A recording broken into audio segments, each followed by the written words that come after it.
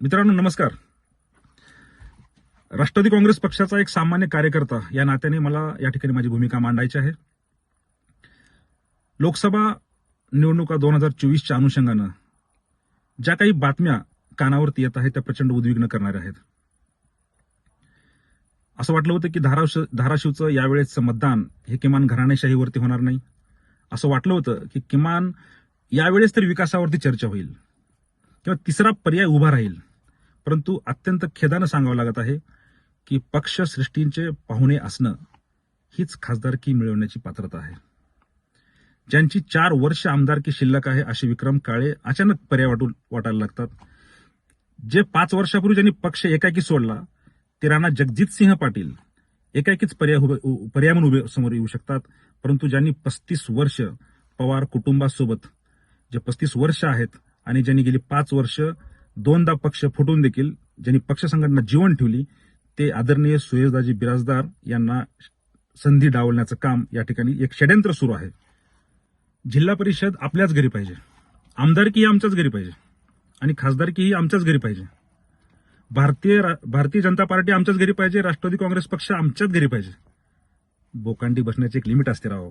जे पक्ष सोडून पळून गेले, ज्यांनी जिल्ह्यातला पक्ष संपवला आणि तरीही इथल्या सामान्य कार्यकर्त्याने कसलीही कुणाचीही मदत नसताना गेली 5 वर्ष पक्ष जीवन ठेवला.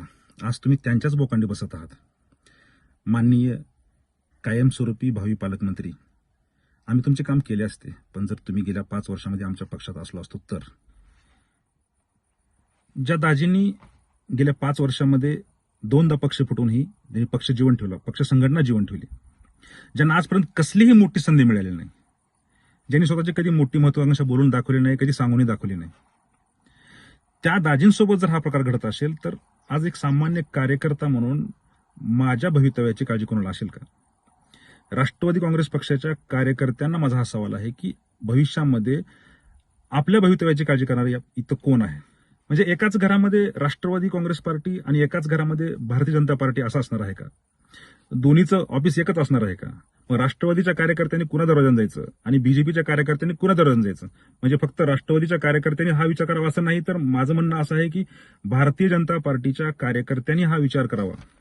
पक्षश्रेष्ठींना माझी कळकळीची विनंती आहे की धाराशिव लोकसभेला आयात उमेदवार अजिबात चालणार नाही आणि जर हुकुमशाही करून आपण आयात उमेदवार देणारच असाल तर राष्ट्रवादी काँग्रेस पार्टीचा कुठलाही कार्यकर्ता या उमेदवाराला सहकार्य करणार नाही. आणि जिल्ह्यातील प्रमुख पदाधिकारी जे आमचे आहेत त्या सर्वांना माझी विनंती आहे की आपण तात्काळ राजीनामे द्या. कारण दाजींसारख्या प्रामाणिक नेतृत्वासोबत जर हे घडत असेल तर येणाऱ्या काळामध्ये जिल्हा परिषद आणि पंचायत समितीच्या सर्व निवडणुकांमध्ये आपल्यासोबत बी हाच अन्याय होणार आहे. आपल्यालाही कुणी विचारणार नाही. आणि समस्त कार्यकर्त्यांना सांगतो की आपण जसं जमेल तसं या ठिकाणी निषेध व्यक्त करा. कारण धन्याला धतुरा आणि चोराला मलिदा हे राष्ट्रवादी काँग्रेस पार्टीचा कुठलाही कार्यकर्ता सहन करणार नाही. मित्रांनो, आता नाही तर कधीच नाही. धन्यवाद.